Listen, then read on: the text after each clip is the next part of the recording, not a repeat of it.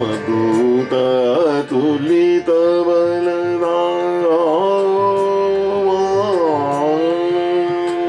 रामदूत अतुलित बल बल धामा अंजनी पुत्र पवन सुत नामा अंजनी पुत्र पवन सुत नामा रामदूत अतुलित बल अतुलित बल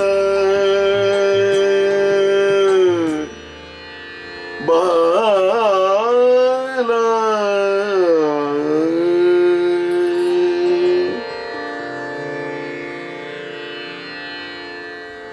आइए आज श्री हनुमान चालीसा के दूसरे चौपाई, दो दोहे के बाद और एक चौपाई का हम पहले वर्णन कर चुके हैं, वहां से आज का श्री गणेश करते हैं। जैसा ही आपको विदित है, श्री हनुमान चालीसा सिद्ध और शुद्ध है, प्रामाणिक है, भगवान शंकर द्वारा साक्षी दे रखी है, भगवान शंकर पार्वती ने इसमें साक्षी दे रखी है, और ये मानस का एक तरह से उसका लघु रूप ही है, और इस विश्व का पहला चालीसा है, और सब चालीसा इसके बाद प्रकाश में आए।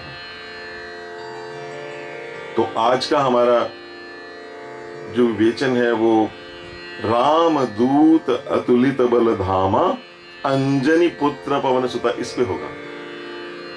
इसको हम श्री रामचरितमानस से,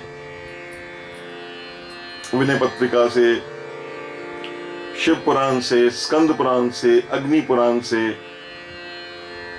श्रीमद् भागवत, ऐसे सब पुराणों में जो जहां जहां ये जो शब्दों को जैसे जैसे इसका उन्होंने इस शब्दों को खोला है, वो सारा विवरण लेकर आज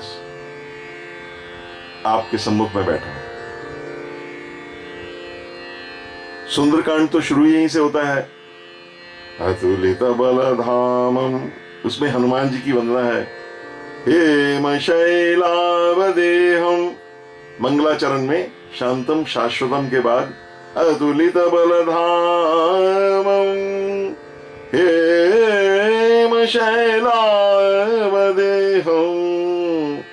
धनुजवन कृशानम ज्ञानी नाम अग्रगण्यम। अब इससे पहले हमने लिया था जय हनुमान ज्ञान गुण सागर, जय कपी सती हूं लोक उजागर, जिनका यश सारे तीनों लोकों में प्रकाशित है, उज्जवल यश जो है, इतना होते हुए भी वो क्या बने? रामदूत। पहला शब्द उनके लिए रामदूत आया है। रामदूत, हनुमान जी कैसे दूत हैं? रामदूत, आइए इस पर थोड़ा, रामदूत शब्द को हम थोड़ा इस पे प्रकाश डालते हैं। देखिए, श्री राम जी, हनुमान जी रघुनाथ जी के नित्य दूत हैं। बाकी तो जो दूत हैं उनका ऐसा स्थान बदलता रहता है, लेकिन हनुमान जी का जो स्थान है वो नित्य सर्वथा सुरक्षित है। हनुमान जी हमेशा से श्री राम के दूत हैं, और इसीलिए उन्होंने ये स्थान, उन्होंने संयम चुना है। जब सीता जी से हनुमान जी मिले हैं तो वहां पे उन्होंने संयम अपना परिचय ये दिया है। राम दूत मैं मातु जानकी, सत्य शपथ करुणा निधान की। वो दूत होने का कहते हैं कि देखिए, मेरे दूत होने का प्रमाण ये है, वहां अनंत अनंत वानर आए, सबको भेजा गया आपकी खोज में, लेकिन ये मुंदरी जो मेरे हाथ में है, इसका ये प्रमाण लेकर मैं कहता हूं, और मैं सच्चाई के लिए उन करुणा निधान की पुराने उस समय शब्द की एक उसकी मूल्य होता था, अमूल्य होता था। कोई शब्द लेता था, प्राण जाए पर वचन ना जाए, तो करुणा निधान की शब्द ले रहे हैं, जो सीता जी का कोड वर्ड भी। और दूसरी बात, हनुमान जी इतने ज्ञानी नाम अग्रगण्य में है, अगर रावण माया रूप धारण करके भी आज तक कभी वो राम अपने को रामदूत ना कहता। तो राम दूत में मातु जानकी, आपको जो भी रामदूत कहता है उस पर आप बहुत प्रसन्न रहते हैं।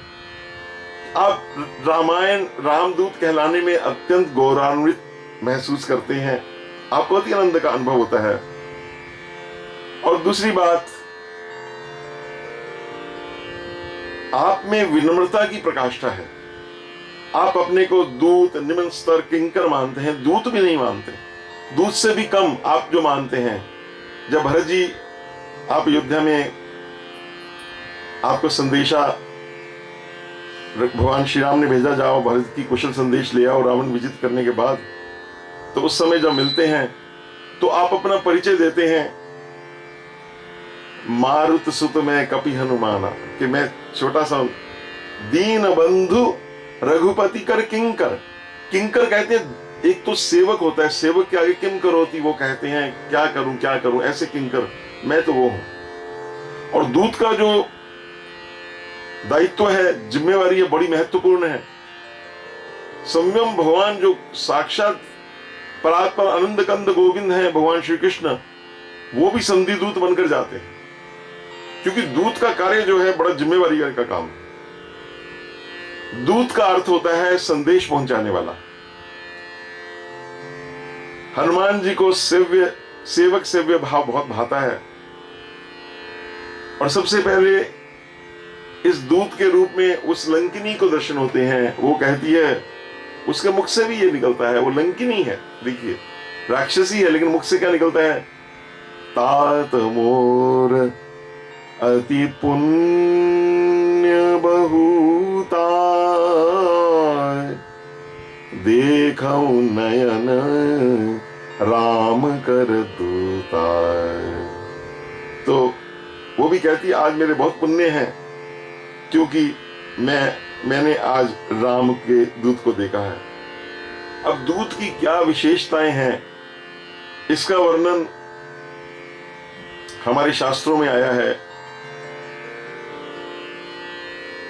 अग्नि पुराण में भगवान श्री राम लक्ष्मण को 5 गुण बतलाते हैं कि दूत में क्या गुण होने चाहिए। प्रगल्भः, पहली बात तो यह है कि दूत ऐसा हो कि जो बात कहनी है उस बात को, उचित और आवश्यक बात को कहने में निसंकोच हो। उसको कोई, उन्होंने रावण को बोल दिया कि तुम सारे, अब तुम्हारे कोई बचा नहीं सकता, जो भी कहना था। हनुमान जी निर्भीक होकर, वो जो जिसके सब दिग्पाल वरुण इंद्र आदि देवता जिसके अधीन है, जिसका इतना तेज है, उसके सामने निर्भीक होकर अपनी बात उन्होंने किसी भी परिस्थिति में जो बात कहनी है उचित है, और जो आवश्यक बात है, जरूरी बात है, which is appropriate and necessary, वो बात जो कहते हैं उसको प्रगल्भा कहते हैं, प्रगल्भ। ये पहला गुण है। दूसरा है स्मृति मान, उसकी स्मृति विलक्षण होनी चाहिए दूत की। जब हनुमान जी वहां से आते हैं लंका में, श्री सीता जी का सारा संदेश लेकर आते हैं, तो सब बात होती है। हमारे संतों ने बहुत सुंदर कहा है कि वो तो ठीक है हनुमान जी, वो सब आपका, ये आपने कार्य कर दिया, वहां से ले आए, राक्षस को मारा, पर वो जो लंका जैसा दुर्ग है, अति बंका, वो कैसे आपने उसको विध्वंस किया, मैं उसमें बहुत उत्सुक हूं जानने के लिए। ये श्री राम जी का प्रश्न है।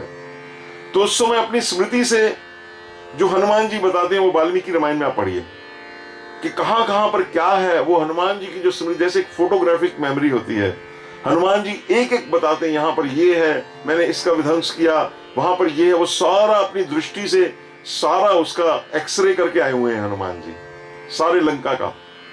तो स्मृतिमान है। उनकी स्मृति जैसी तो कोई बात ही नहीं है। आज से लाखों करोड़ों वर्ष पुरानी भी बात हो, वो भी हनुमान जी को, आज अगर आप उनसे, हनुमान जी यहां बैठे हो, उनसे अगर श्री राम कथा आप सुनेंगे तो एग्जैक्टली जैसे होगी। बाकी तो हम लोग तो उसको मॉड्यूलेट कर देते हैं, थोड़ा किसी प्रकार कर देते हैं, लेकिन हनुमान जी की स्मृति विलक्षण है, स्मृतिमान है। प्रगल्भा स्मृतिमान वाग्मी, वाग्मी उसको कहते हैं जिसकी वाणी कोई काट ना सके। अब हनुमान जी जब बोलते हैं महाराज, उस वाणी में इतना ओज, बल, बुद्धिमता और तर्क होता है, सिद्धांत होता है, सारे शास्त्रों का निचोड़ होता है कि उनकी वाणी अकाट्य होती है, उसको आप काट नहीं सकते। यही बात जब सबसे पहले श्री राम और श्री लक्ष्मण जी सबसे पहले उनको मिलते हैं, तो वो जिस वाणी में बोल रहे हैं, स्खलित वाणी में कह रहे हैं कि तुम तीन देव मां कोई, कि तुम नर नारायण तुम दो।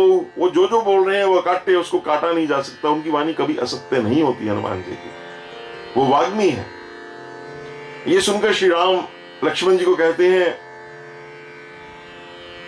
लक्ष्मण भैया, जिसने हर प्रकार से वेदों का सांगोपांग अध्ययन ना किया हो, जिसको व्याकरण के सारे सिद्धांत शास्त्र का बार बार जिसने उसको निचोड़ा ना हो, वो ऐसी वाणी नहीं बोल सकता है। इनके शब्द विन्यास, कॉमा, फुल स्टॉप, सब में एक भी त्रुटि नहीं है, ऐसे वो वाग्मी।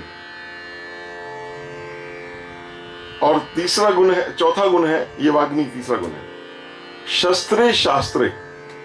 शस्त्र में और शास्त्र में, दोनों में उसकी निश्चितता, उसकी पूरी गति हो। हनुमान जी का आप गदा जानते हैं, वो जो एक बार घूम जाती है महाराज तो कोई बच नहीं सकता है। उनकी गदा की तो जरूरत नहीं, उनका जो घुसा है, मुक्का है, वो जो लंकिनी, जो सारी आत्मा है लंका की, उस एक घुसा ही नहीं सह सकी, जो इतनी बड़ी राक्षसी थी जिससे देवता भी कांपते थे। और रावण भी को भी जब वो घुसा बजता है तो रावण के घुटने टिक जाते हैं। वो उनके बहुत प्रशंसा करता है कि आपके बल की मैं क्या प्रशंसा करूं। तो उनका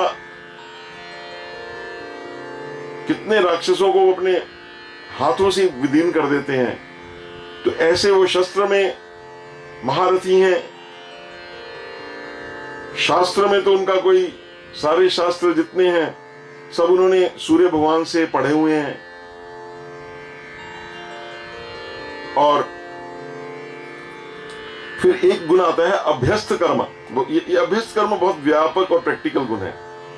इसमें सब कुछ आ जाता है कि जिस कार्य के लिए अभ्यस्त, मतलब वो जिस कार्य के लिए आपको भेजा जाए, उससे और भी उसके जो उससे जुड़े हुए कार्य हैं वो सारे करके आप, जितने कार्य हैं, जैसे उन्हें संजीवनी बूटी के लिए भेजा जाता है।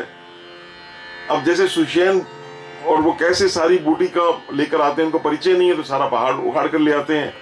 तो हर प्रकार से दूसरा, उन्होंने वो सोचते हैं कि अगर सुषेण वैद्य को मैंने जगाया तो राक्षस जाग जाएंगे, तो क्या करते हैं, वो उनका घर ही पूरा उठाकर लेके चलते हैं ताकि किसी को कानों कान खबर ना हो। ऐसे हैं। तो और भी उनके बड़े गुण हैं। मेधावी हो, हर प्रकार की मेधा मतलब उसकी बुद्धि, वाक्पटु हो, प्राज्ञा हो, परिचितो लक्ष्य का, दूसरे का मन पढ़ने वाला हो, अगला क्या सोच रहा है उसका मन पढ़ने वाला हो, यथोक्तवादी हो, धीर हो। हनुमान जी का धीर्य आप देख ही रहे हैं। वो देखते हैं, जब पहुंचते हैं तो उस समय भी दिन है, वो देख रहे हैं कि राक्षस कहुमाल देह विशाल, उसका बड़ा सुंदर वर्णन सुंदरकांड में। वो तरज रहे हैं, गरज रहे हैं, दिन में पूरा अपना वहां पे अभ्यास, सैनिक अभ्यास, युद्ध अभ्यास चल रहा है। तो कब अब विचार किया कि मैं रात्रि को प्रवेश करूंगा, अभी ये सब लोग सो जाएं, ये जितने लोग हैं, ताकि कम से कम नुकसान हो। मैं तो इनको मार सकता हूं, लेकिन कम से कम नुकसान हो। और मैं सबसे पहले जिस कार्य के लिए आया हूं वो सीता जी की सुधि ले लूं, उसके बाद फिर ये इनका कल्याण किया जाएगा। तो यथोक्त वो धीर हो, पूरा धैर्य करके सुबह से शाम तक इंतजार करते हैं। ऐसे जो होते हैं उन्हीं को दूत कहा गया है। और च एव दूतो विधीयते, गुणी हो, भक्तो, शुचिर दक्षा, पवित्र हो, दक्ष, काम करने में बिल्कुल कुशल, कोई और प्रगल्भोदम ने एक्सप्लेन कर दिया, उनको कोई व्यसन ना हो। हनुमान जी तो व्यसन वाले को दूर नहीं फटकने देते, उनको तो आप छोड़ दीजिए। ब्राह्मण रूप उनको बहुत प्रिय है। ब्राह्मणा परम परमज्ञो, दूसरा मर्मज्ञ जाने वाला दूता हो, प्रतिभावान हो, निष्प्रह हो, उसको कोई किसी के लालच ना हो, ये ना को दूत को आप पटा लें, है ना। हनुमान जी को तो कोई, उनको तो क्या, वो तो जिसको मिलने वो निष्प्रह हो जाता है महाराज। और सारे शास्त्रों का विचक्षण हो, परिचिता वगंता इच्छा राज्ञो दूता सा गण्यते हैं। तो इस प्रकार राम दूत, तो आप क्या हैं? आप श्री राम के दूत हैं, ऐसे हैं।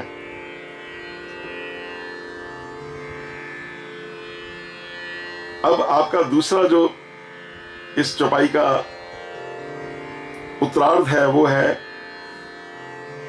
अतुलित बलधामा। हाँ, क्या बात। अतुलित बलधाम का तो देखिए, एक तो बल होता है, बहुत महान बल। महान बल तो कईयों में आपको मिलेगा। बल तो अंगद में बहुत है, अंग्रेज जी में बहुत है, बल तो सुग्रीव में बहुत है। जामवंत जी का तो बल को क्या कहने, वो तो उन्होंने बताया है कि मैं जब भगवान का वामन अवतार हुआ तो मैंने 7 प्रदक्षिणा लेकर उनका पूरा सारा चक्कर लगा दिया। उस समय इतना बल था। लेकिन वो बल के धाम तो हनुमान जी ही हैं। बल के धाम का मतलब वो ना केवल संयम बलशाली हैं, दूसरे को बल प्रदान करने में समर्थ है, उसको कहते हैं बलधामा। ये उनका प्रथम विशेषण आता है जब हम बोलते हैं अतुलित बलधामम हेम शैलावदेहम धनुजवन कृशानम ज्ञानिनाम अग्रगण्यम। आप में 3 बल है। आपका शारीरिक बल है, आपका मानसिक बल है, आपका आत्मिक बल है।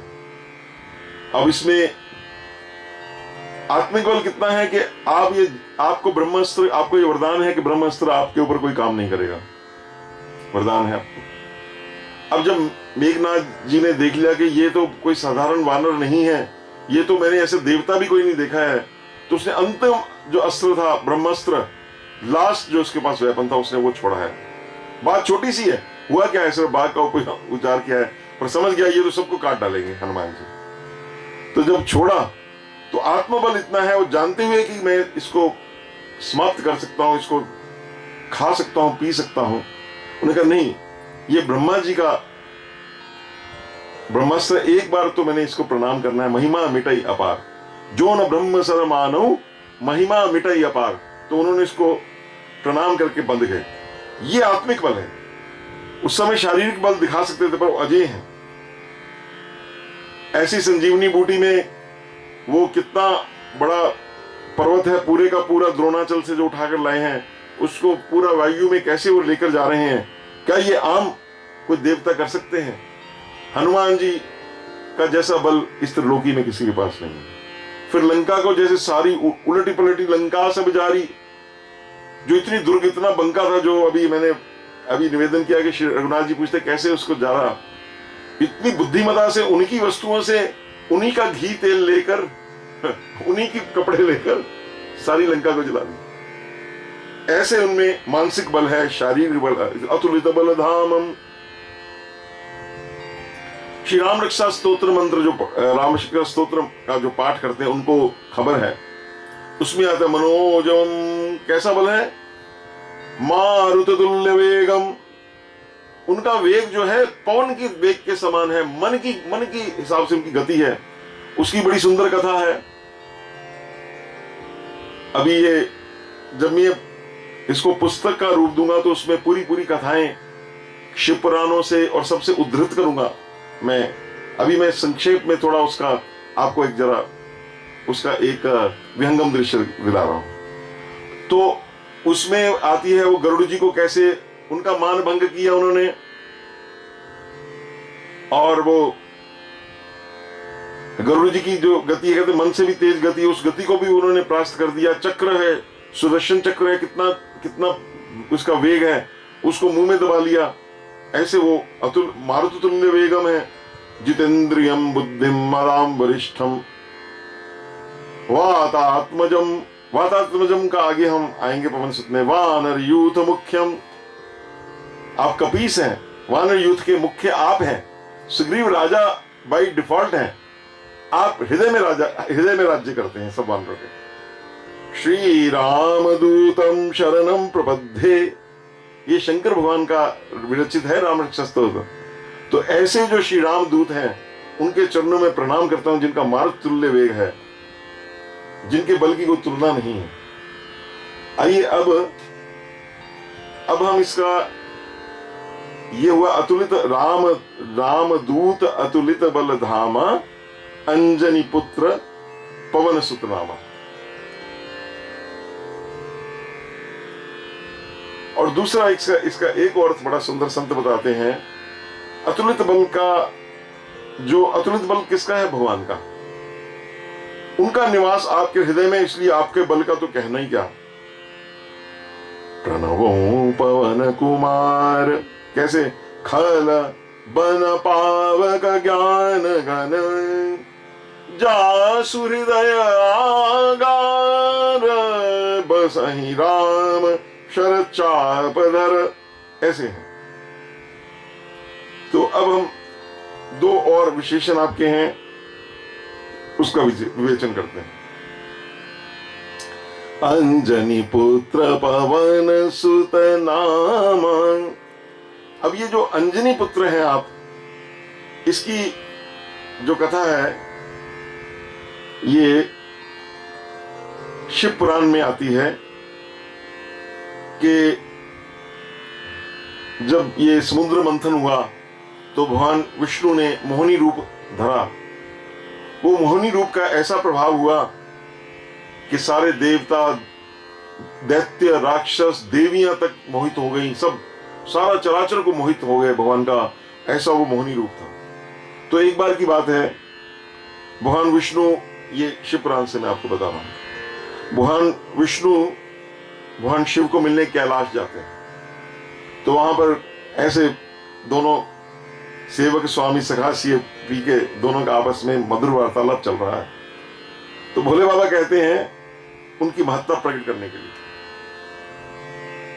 कि विष्णु भगवान, वो मैं तो उस समय समाधि में था जब आपने मोहिनी रूप धारण किया, तो मेरे को तो आपने वो हलहल विषी भेज दिया, वो रूप नहीं मैंने देखा, वो तो मैंने पी लिया, पर आपका वो रूप कहते हैं बहुत सुंदर था वो देखना। तो भगवान टालते गए, भगवान आपके भोलेनाथ, आप तो सब मेरे, आप और मेरे में क्या अंतर है? कहते नहीं, मैं आपका वो रूप देखना चाहता हूं। अब दोनों मित्रों में आपस में ये बात चल रही है। ठीक है, जैसे भोलेनाथ आपकी इच्छा। अब भगवान ने जब मोहिनी रूप धारण किया तो लीलावश, ये लीला की कथाएं हैं कि भगवान की माया कितनी प्रबल है। उस माया को भगवान शिव भी प्रणाम करते हैं हमको दिखाने के लिए, हालांकि उनके ऊपर इसका स्पर्श नहीं हो सकता, पर वो और तरह माया थी। तो उस मोहिनी रूप को देखकर भगवान शंकर उनके पीछे पीछे दौड़े।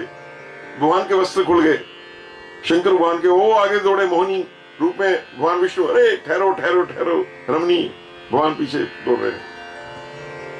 उस समय उनका रेतस तेज जो था वो स्खलित हुआ। वो तेज जो था सप्त ऋषियों ने, वो ब्रह्म तेज सारे त्रिलोकी को प्रकाशित कर रहा था, तो सप्त ऋषियों ने उसको दोने में संभाल लिया। और वो, क्योंकि आगे अब भगवान श्री राम का पदार्पण हो रहा है, ये सारी प्लानिंग से काम हो रहा है, well planned, everything is well planned. उसको जो अंजनी है, जिनका अभी हम बताएंगे कि वो अंजनी कौन है, उनके कान के द्वारा उसमें उंडेल दिया, जिससे भगवान हनुमान जी चैत्र शुक्ल पूर्णिमा को प्रकट हुए। ऐसा। अब स्कंद पुराण में अंजनी कौन है? अंजनी देवी, जिनकी जैसी सुंदरी लावण्यमयी परम सुंदरी त्रिलोकी में नहीं है कोई, उनका वर्णन आता है कि इंद्र के स्वर्गलोक में एक अप्सरा थी जिसका नाम था पुंजिक स्थला। वो जो पुंजिक स्थला थी वो वहां पर कोई नृत्य कर रही थी, तो कोई ऋषि आए तो वो कोई हंसने लगी, उनसे कोई गलती हो गई जिससे उनको शाप मिला और उसने कहा जा तू बानरी हो जा। वो पैरों में गिर पड़ी, ऋषि मेरे से गलती हो गई। तो कहते ठीक है, तू भगवान राम के कार्य में हेतु बनेगी और तू कभी भी कोई भी शरीर धारण कर सकती है।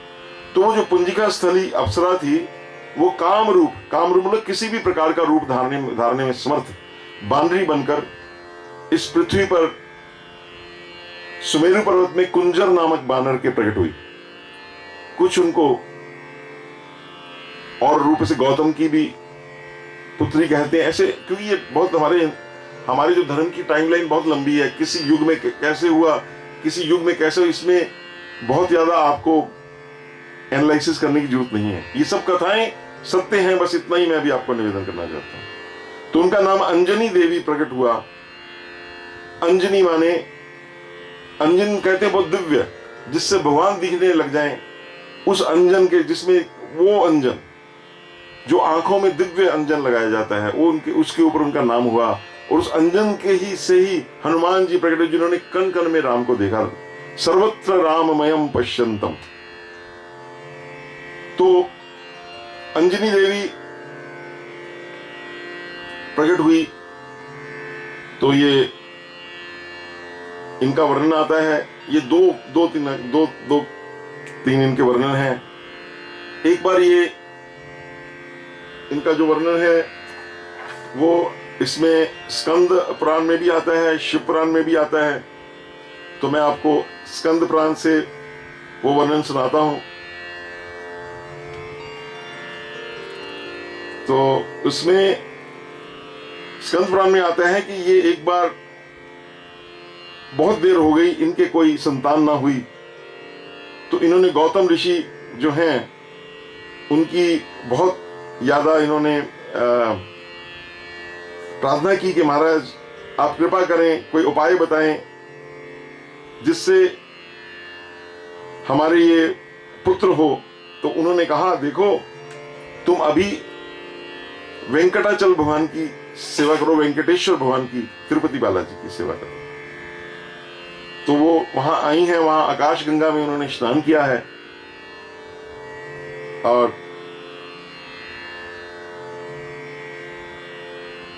वहां पहुंचकर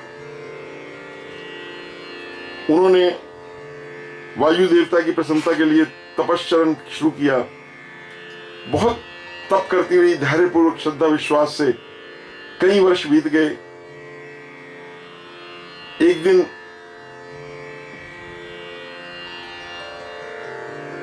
चैत्र शुक्ल पूर्णिमा थी, वायु देवता प्रसन्न हो गए। उन्होंने देवी कहा मैं तुम्हारे से अत्यंत प्रसन्न हूं, तुम इच्छित वर मांगो मैं पूर्ण करूंगा। तो वायुदेव का प्रत्यक्ष दर्शन पाकर उन्होंने कहा कि मुझे उत्तम पुत्र दीजिए। तो उन्होंने कहा मैं ही तुम्हारा पुत्र होकर विश्वविख्यात होऊंगा। ये कहकर वो अंजनी मां की प्रसन्नता की सीमा नहीं रही और समय के साथ उनके पुत्र हुआ जिनके नाम हनुमान जी कहते हैं। ये स्कंद पुराण का वैष्णव खंड से मैंने कथा कही। अब मैं आपको वाल्मीकि रामायण से, किष्किंधा कांड से यही कथा थोड़े अंतर से, क्योंकि मैंने बताया भी युग युग का अंतर पड़ जाता है वही बात, वो कथा कहता हूं। एक बार की बात है, उस परम लावण्यवती विशाल लोचना माता अंजना ने श्रृंगार किया। उनके सुंदर कलेवर पर पीली साड़ी थी, लाल किनारे लगी हुई थी। सुंदर, सुन रहे हो भैया, है ना? तो जो सुंदर जो साड़ी थी वो लहरा रही थी।